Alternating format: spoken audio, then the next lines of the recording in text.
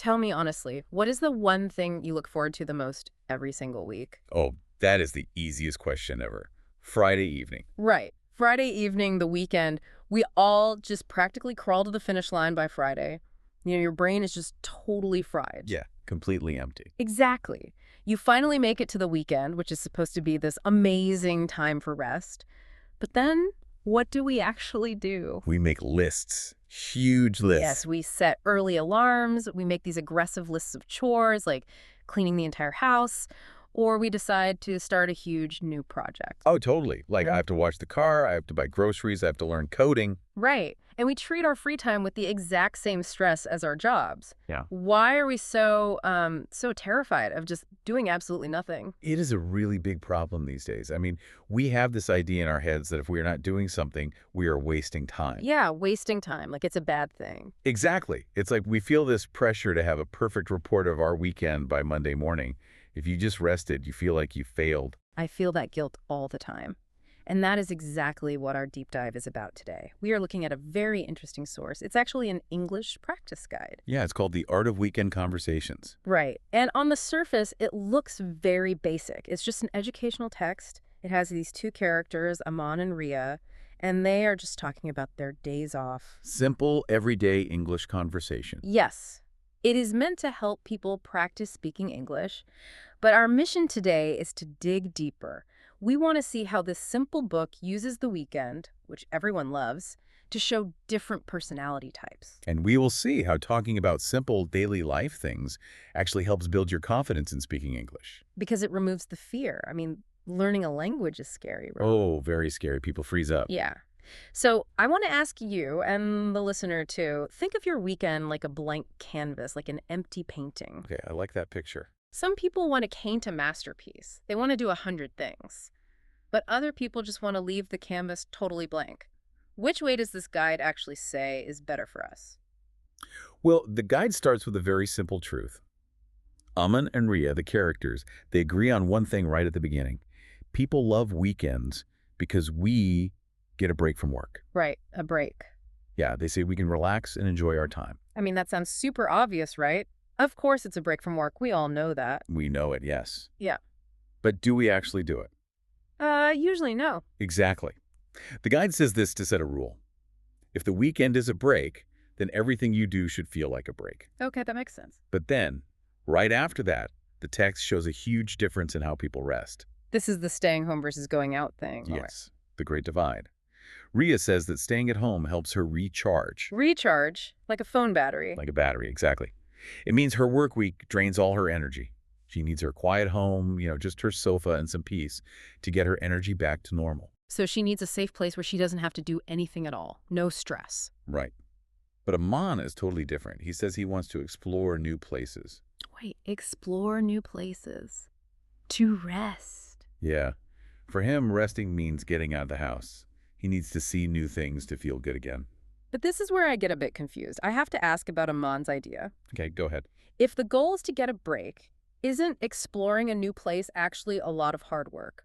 What do you mean? Well, think about it. You have to deal with traffic. So much traffic. Oh, the traffic is the worst. Yeah, and you have to talk to strangers, find a place to park, decide what food to eat. You are burning so much energy. How is that a break? I get why you think that. You were thinking about physical energy. Right. My body is tired. But what if Aman is not physically tired? What if his job is just really, really boring? Oh. The exhaustion of being bored. Yes. Imagine he goes to the same office every day, looks at the same computer, does the exact same work. His brain is bored. His battery isn't empty. It's just asleep. Okay, wow. That makes a lot of sense. So sitting at home on the sofa would just make him more bored. Exactly. He needs excitement. He needs the noise of the city or trying a new spicy dish at a restaurant. It wakes his brain up. That is his kind of break. So it's like Aman needs something new to cure his boredom, but Ria must have the exact opposite problem at work. Yes. Ria probably has a very stressful job. Maybe her boss is always shouting, or her phone never stops ringing.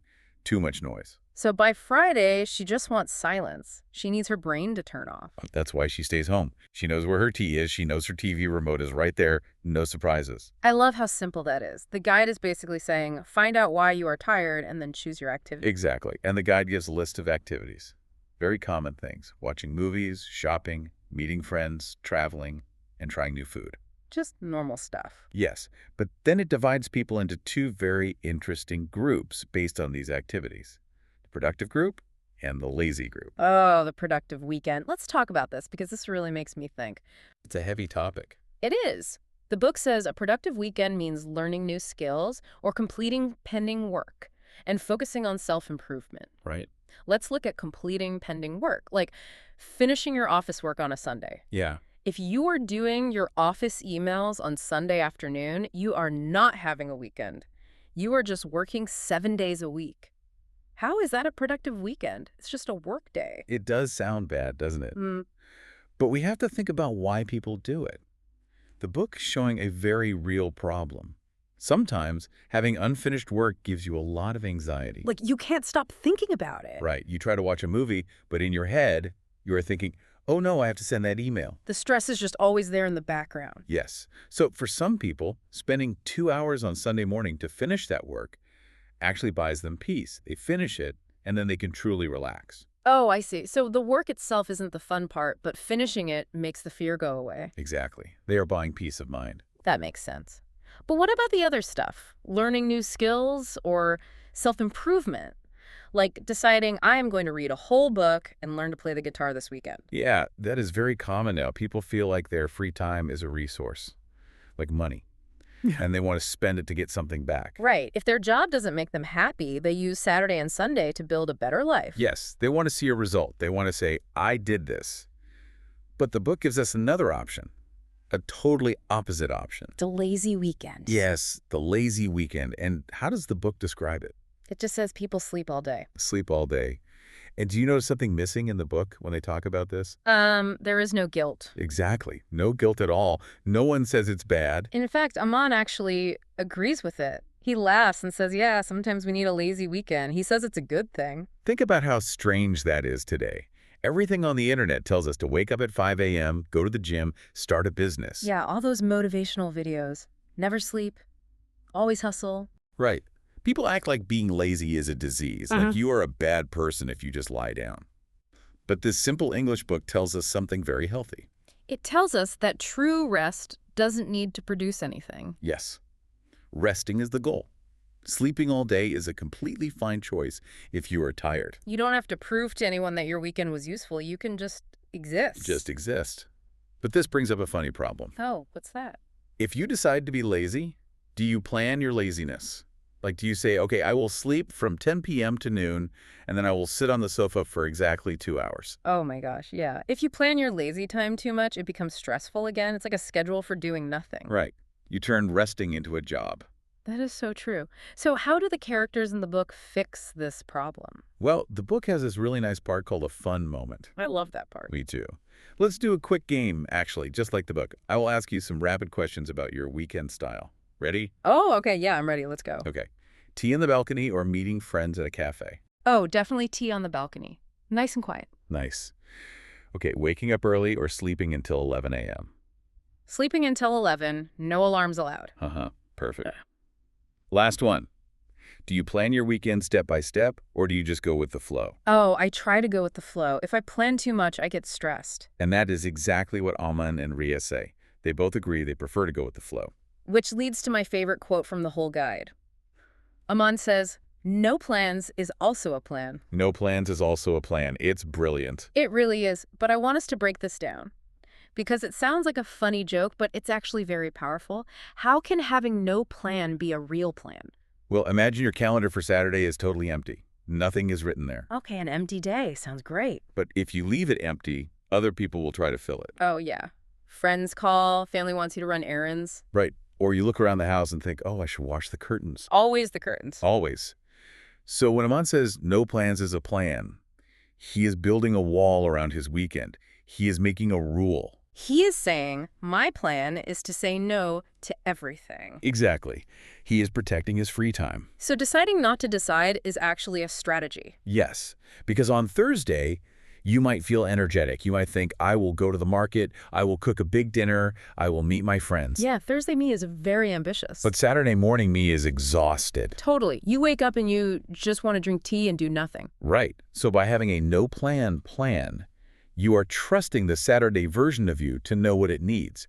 You're not forcing yourself to do what Thursday you wanted. Wow. You are being kind to yourself. Yes, and the book shows a great example of this. When someone asks Rhea what she is doing for the weekend, she doesn't give a big list. She just says, I'm planning to relax and watch movies. Notice how simple that is. She doesn't say which movie. She doesn't say what time. No schedule at all. It's just a feeling, a relaxed feeling. She kept her time free. And this relaxed feeling, this idea of going with the flow, brings us the most important part of our deep dive today. Yes, the real reason this guide exists. Because remember, this is an English practice book. It is not a psychology book. It's meant to teach language. Right. The whole point is to make the reader try speaking. It tells Wow. them to ask simple questions like, what do you do on weekends? And do you prefer relaxing or going out? Simple questions. But why? Why did the writers choose the weekend to teach English? That is a great question. Because there are so many things you need to learn in English. You need to learn how to buy medicine or how to pass a job interview. Very stressful things. Right. Those are important things. So why are we talking about lazy Sunday afternoons and watching movies? It's all about how our brain works. Yeah. The book says it wants to keep things simple and natural. Simple and natural. When an adult tries to learn English, their brain is working so hard. Think about it. You have to remember vocabulary words. Right. You have to think about grammar. You have to translate from Hindi or your native language into English. And you have to make your mouth say the new sounds. It's like doing math in your head while trying to sing a song. It's so much work. It is. Now, if you add a stressful topic to that, like a job interview, what happens? You panic. Yes. Yes. Your brain feels threatened. It gets scared. And in language learning, there is a concept called the affective filter. The affective filter. Can you explain that in very simple words for the listener? What is this filter? Imagine there's a wall inside your brain. Uh-huh. When you are relaxed and happy, the wall is down. Information can come in and go out easily. Okay, wall is down, learning is easy. But when you are scared of making a mistake or you're stressed, that wall goes up. It blocks everything. Oh, wow. You might know 100 English words. You study them all night. But when the wall is up, you cannot remember a single one. You just freeze. I have felt that. Someone asks me a question in English and my mind just goes completely blank. It's because the wall went up. Yes, the stress actually stops your brain from working properly. So talking about a job interview puts the wall up because it's scary. Exactly. But talking about the weekend, The weekend is happy. It's relaxing. yes. Everyone loves the weekend. Everyone knows what they like to do. You don't have to think of a smart answer. You just say, I like to drink tea and watch cricket. It's familiar. Because it's familiar and happy, the wall in your brain stays down. The affective filter drops. And when the wall is down, you can focus on the English words. Right. You have energy to practice the grammar because you're not stressed about the topic. Yeah. It's a trick. The book is tricking you into relaxing so you can learn better. That is so smart. It uses the emotional safety of the weekend to teach complex language skills. It takes away all the fear. So learning a new language is really a lot like planning a weekend. How do you mean? Well, think about the productive weekender we talked about. The Let me person who plans every minute and stresses out. Oh, yeah, the list maker. If you learn English like that, if you worry about having perfect grammar every single time and you are terrified of making one small mistake, you ruin the experience. You ruin it completely. You will never speak because you are too scared of not being perfect. Right. You try to be perfect and you end up saying nothing. But if you take the lazy weekend approach, Going with the flow. yes, if you go with the flow in English, what happens?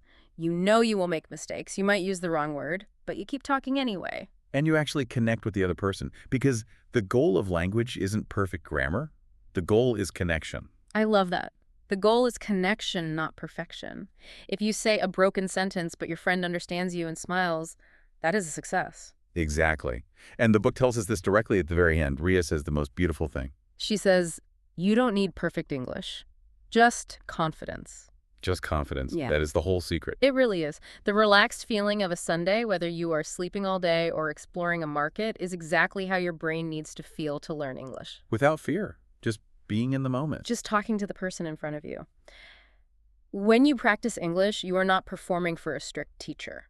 You are just sharing ideas. And the more you share, even with mistakes, the more confidence you build.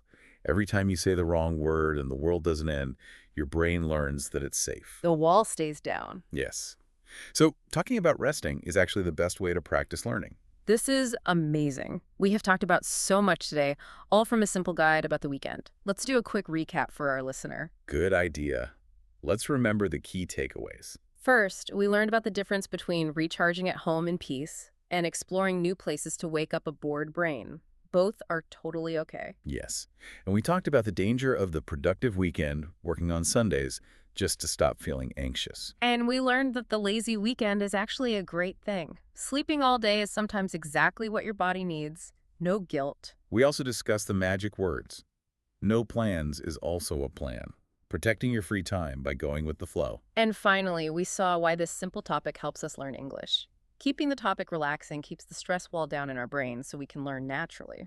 Remember, you don't need perfect English, just confidence. So, as we wrap up today, I want to leave you with one thought to take into your own weekend.